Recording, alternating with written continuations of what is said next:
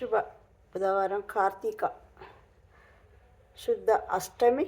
అష్టవినాయకుని దీవెనలు అయ్యప్ప ఆశీస్సులు ప్రతి ఒక్కరికి ఉండాలి అని నేను మనస్ఫూర్తిగా కోరుకుంటూ ఓం ఓం అయ్యప్ప ఓంకార రూప అయ్యప్ప ప్రతి ఒక్కరికి ఆ గణపతి అయ్యప్ప ఆశీస్సులు ఉండాలని మనస్ఫూర్తిగా కోరుకుంటూ నిర్మల ఆమంచ.